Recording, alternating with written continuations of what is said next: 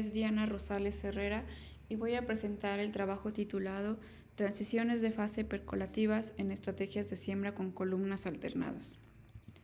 Comenzaremos esta charla con una breve introducción a la teoría de percolación y posteriormente comentaremos lo que nos motivó a realizar este proyecto. Finalmente, haremos una descripción del modelo propuesto y los resultados obtenidos.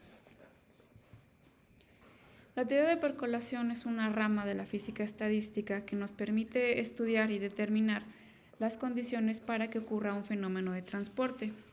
Un ejemplo de fenómeno percolante son las goteras. Cuando el material de los techos se vuelve poroso, se forman caminos a través de los cuales el agua puede fluir y filtrarse al interior. Otro ejemplo de fenómeno percolante es el flujo de corriente eléctrica a través de un circuito o la propagación de incendios forestales, en la que los árboles que se encuentran en llamas propagan el fuego a sus vecinos. Partimos de una red cuadrada de tamaño L por L, en la que definimos la probabilidad P de que un sitio se encuentre ocupado. Una vez que se define esta probabilidad, se da paso a la formación de racimos. Un racimo es un conjunto de sitios ocupados que son vecinos cercanos. La definición habitual de vecino cercano es la que se conoce como primeros vecinos o 2N por sus siglas en inglés, en la que un sitio tendrá por vecino a la celda superior, la inferior, la izquierda y la derecha. Otra definición habitual es la que se conoce como a segundos vecinos o 3N, en la que ahora también se incluyen las esquinas. De esta manera vamos a tener racimos de diferentes tamaños, siendo el más pequeño el racimo de tamaño 1, pero también puede existir un racimo que es lo suficientemente grande que es capaz de cruzar la red de extremo a extremo. A este racimo se le conoce como racimo percolante y es muy importante porque a través de él ocurre el fenómeno de transporte. Aquí podemos observar una red para diferentes valores de P. Podemos notar que cuando P es igual a 0.2, pocas celdas de la red se encuentran ocupadas, mientras que cuando P es igual a 0.8, la mayoría de las celdas en la red se encuentran ocupadas. El problema fundamental de la teoría de percolación es determinar el valor de P a partir del cual se estructura el racimo percolante. A este valor se le conoce como probabilidad crítica o umbral de percolación y se dice que a partir de él el sistema sufre una transición de fase, es decir, que pasa de un sistema que no percola a uno que sí percola. Debido a que la teoría de percolación es sensible al tamaño del sistema, los efectos del sistema finito deben ser tomados en cuenta, por lo que el umbral de percolación tiene que ser calculado en el límite termodinámico, es decir, en el cual hacemos tender a infinito el tamaño del sistema, manteniendo constante la densidad de llenado. En el caso de percolación en 2 dimensiones, el umbral de percolación se calcula mediante simulación por computadora. En particular, nosotros implementamos el algoritmo propuesto por Neumann y Sieff. En su trabajo, los autores proponen que en el contexto del ensamble microcanónico, una observable de interés va a poder ser calculada en función de un parámetro P como la convolución de una distribución que va a considerar las fluctuaciones de un sistema que es llenado con n sitios y las mediciones de esta observable cuando el sistema tiene n sitios ocupados. En nuestro proceso de simulación partimos de considerar una red cuadrada vacía en la que empezamos a agregar uno por uno y al azar sitios ocupados. Conforme aumenta el número de sitios ocupados en la red, se da paso a la formación de racimos mediante el algoritmo Union Find. El algoritmo continúa agregando sitios hasta que se detecta la formación del racimo percolante. En este punto se almacena el número crítico n sub c de sitios ocupados que fue necesario agregar hasta que se detectó el racimo percolante.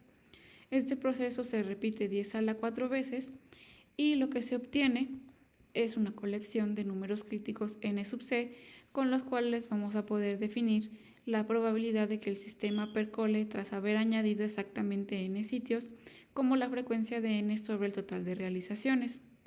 Con esta expresión vamos a poder definir la probabilidad de que el sistema percole con a lo más n sitios.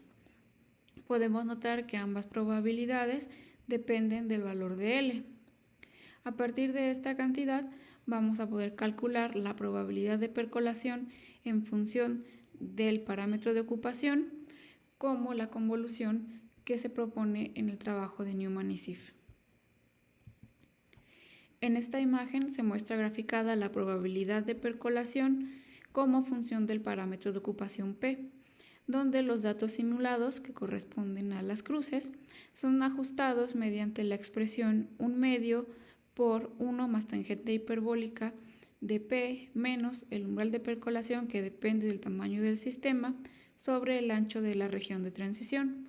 Podemos notar que cuando L es igual a 32, que corresponde al color morado, la región de transición, es decir, la región en la que la probabilidad de percolación pasa de 0 a 1, es bastante grande, mientras que para L igual a 256, que corresponde al color amarillo, esta región se reduce. Podemos notar entonces que cuando L aumenta su tamaño, estas curvas parecen achatarse e irse pegando más, por lo que en el límite termodinámico, es decir, cuando L tiende a infinito, la probabilidad de percolación debe corresponder a una función escalón, en la que va a valer 0 para valores menores al umbral de percolación y va a valer 1 a partir del umbral de percolación. Para cada valor que nosotros simulamos de L, nosotros obtenemos un ancho de región de transición y esta cantidad la vamos a poder relacionar mediante el escalamiento de L a la menos 1 sobre nu. Si graficamos en escala logarítmica y ajustamos, encontramos que 1 sobre nu vale 0.747, siendo el valor aceptado igual a 0.75. Una vez que hemos encontrado este valor, lo podemos sustituir en esta relación en la que tenemos al umbral de percolación, que depende del tamaño del sistema, y el umbral de percolación en el límite termodinámico. Los datos obtenidos son extrapolados y ajustados mediante una recta de la forma mx más c, donde x es igual a L a la menos 1 sobre nu. Cuando L tiende a infinito, L a la menos 1 sobre nu se va a 0, por lo que el umbral de percolación en el límite termodinámico corresponde a la intersección de esta recta con el eje de las y. En nuestra determinación, nosotros calculamos que el umbral de percolación es igual a 0.59273, siendo el valor aceptado igual a 0.59274. Lo que nos motivó a realizar este trabajo son los daños y afectaciones causados por Phytophthora. El problema con Phytophthora es que ataca a un amplio rango de variedades, entre ellas importantes especies alimenticias como la papa, el chile y el tomate.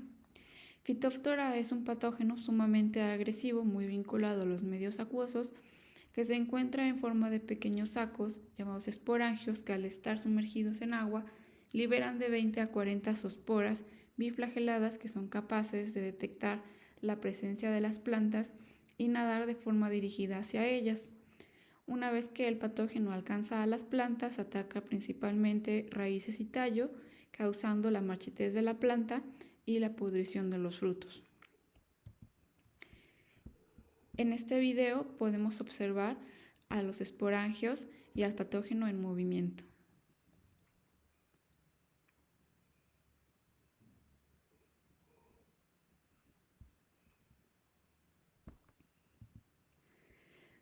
La estrategia que proponemos para reducir la propagación del patógeno es sembrar de forma alternada dos tipos de plantas, de manera similar a los sistemas milpa en los que se alterna maíz, frijol y calabaza. Los modelos de siembra propuestos son en columnas alternadas o diagonales alternadas.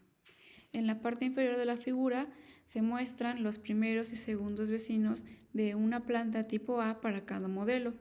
Podemos observar que en el modelo de columnas alternadas, una planta A primeros vecinos tendrá por vecino dos plantas tipo A y dos plantas tipo B, mientras que en el modelo de diagonales, la planta tipo A va a quedar completamente rodeadas de planta tipo B, lo cual puede traducirse en una protección natural si la planta tipo B resiste mejor el ataque del patógeno.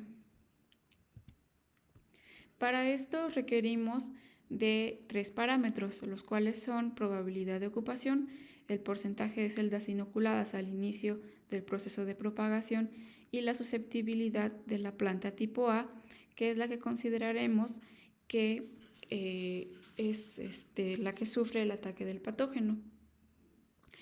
Estos parámetros nos van a dar diferentes estados de las celdas de la red, es decir, vamos a tener celdas que van a quedar vacías, celdas que pueden tener una planta, celdas que estarán inoculadas pero vacías o celdas inoculadas sobre las que va a crecer una planta. En particular, para el proceso de simulación será de importancia considerar el caso en el que tenemos una planta susceptible que es adyacente a una celda inoculada, pues la interacción entre ambos va a modificar la definición habitual de vecino cercano, permitiendo que la planta pueda conectar con sitios que están por fuera de su definición habitual. Lo que buscamos determinar es la susceptibilidad que debe tener la planta tipo B para que al sembrarla conjuntamente con la planta tipo A se evite la formación de un racimo percolante de plantas susceptibles o enfermas. Nuestro proceso de simulación es una simulación híbrida entre el algoritmo de Hoschen y Koppelman y el algoritmo de Newman y Sif, el cual ejemplificaremos para el modelo de columnas. En el algoritmo de Hoschen y Koppelman, lo que hacemos es formar sistemas unidimensionales de plantas susceptibles tipo A sobre las columnas que corresponden a este tipo de plantas, como podemos ver aquí en la imagen. Esto nos va a dar una configuración inicial sobre las que vamos a aplicar el algoritmo de Newman y Sif. Es decir, vamos a agregar uno por uno y de manera aleatoria plantas tipo B sobre las columnas que corresponden a este tipo de plantas hasta que se detecte la formación del racimo percolante. Este proceso se va a repetir 10 a la 4 veces y con esto vamos a poder determinar la probabilidad de percolación en función de la susceptibilidad de la planta tipo B. Los resultados obtenidos son presentados en diagramas de fase. En esta imagen comparamos ambos modelos a primeros vecinos para diferentes valores de inoculación al inicio del proceso de al inicio del proceso de propagación, siendo el caso I igual a 0, el caso en el que solamente una celda en la red se encuentra con presencia del patógeno. En estos diagramas ubicamos pares de susceptibilidades que fueron medidas en laboratorio para chile serrano, chile de árbol y chile poblano expuestos a diferentes cepas de Phytophthora. Podemos observar que en las regiones blancas vamos a poder sembrar el terreno en su totalidad, mientras que en las regiones sombreadas vamos a tener una densidad máxima de sembrado. Por ejemplo, para el modelo de diagonales, en el caso de sembrar chile de árbol y chile poblano que corresponde a un cuadro rojo, vamos a poder sembrar esta combinación en la totalidad del terreno, mientras que si lo sembramos bajo la estructura de columnas va a ser necesario dejar el 10% de celdas vacías para cortar los caminos por los cuales el patógeno puede propagarse. En el caso a segundos vecinos, el modelo que conviene utilizar es el de columnas, puesto que brinda más combinaciones de susceptibilidades que pueden ser sembradas al 100%. Tanto a primeros vecinos como a segundos vecinos se observa que a partir de I igual a 0.5, los diagramas de fase parecen ser los mismos, por lo que se vuelve indistinto qué modelo utilizar. En este trabajo, haciendo uso de la teoría de percolación, se determinó las condiciones que evitan la formación de un racimo percolante de plantas susceptibles enfermas en función de la susceptibilidad de las plantas y el porcentaje de suelo inoculado al inicio del proceso de percolación, de propagación. Estos resultados fueron presentados en diagramas de fase, con los cuales los productores pueden elegir la configuración que mejor les funcione. Uno de los objetivos de este trabajo es ayudar a investigadores y productores a explorar nuevos protocolos en el control y manejo de enfermedades en plantas y fomentar la aplicación interdisciplinaria para el desarrollo de recomendaciones que maximicen la producción a través de la agrodiversidad. Muchísimas gracias.